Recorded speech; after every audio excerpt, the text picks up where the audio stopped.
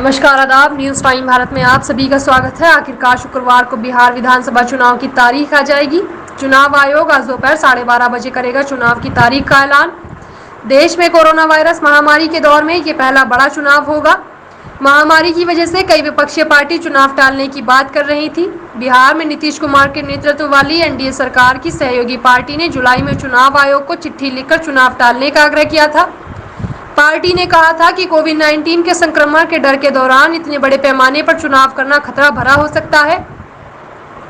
बता दें कि बिहार विधानसभा का कार्यकाल 29 नवंबर को समाप्त हो रहा है।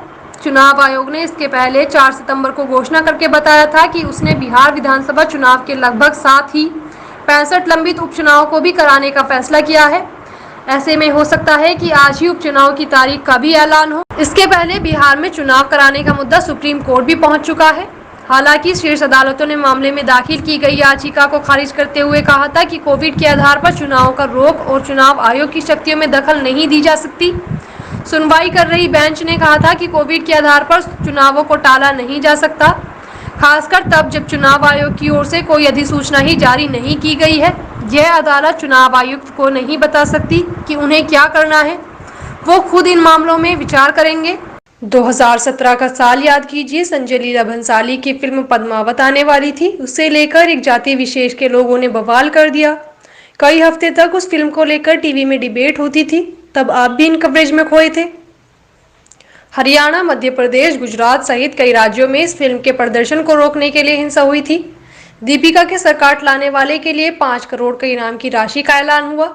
वहीं दीपिका अब नारकोटिक्स कंट्रोल ब्यूरो जाएंगी तो चैनलों के कैमरे उनके कदम को चूम रहे होंगे।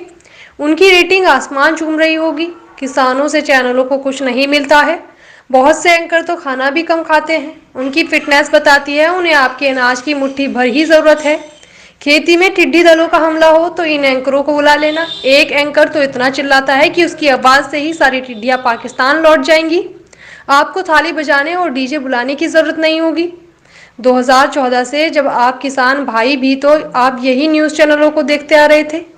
जब एंकर गौरक्षा को लेकर लगातार भड़काऊ कवरेज करते थे तब आपका भी तो खून गर्म होता था। आपको लगा कि आप कब तक खेती किसानी करेंगे। कुछ धर्म की रक्षा वक्षा भी की जाए। धर्म के नाम पर नफरत की अफीम आपको थमा दी गई। विचार की जगह तलवार भांजने का जोश भर गया। आपको लगा कि आपकी ताकत बढ़ गई। जैसे ही गोरक्षा का मुद्दा उठा आपको खेतों में सांडों का हमला हुआ। आप सांडों से फसल को बचाने के लिए रात भर जागने लगे।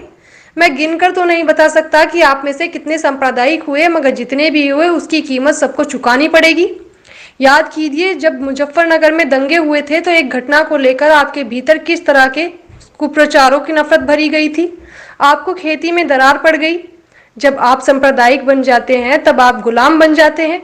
आज भी 2-4 अफवाहों से आपको भीड़ में बदला जा सकता है। व्हाट्सएप ऐप के नंबर से जोड़कर आपके फ़ोन में कितने मैसेज आए होंगे कि नेहरू मुसलमान थे।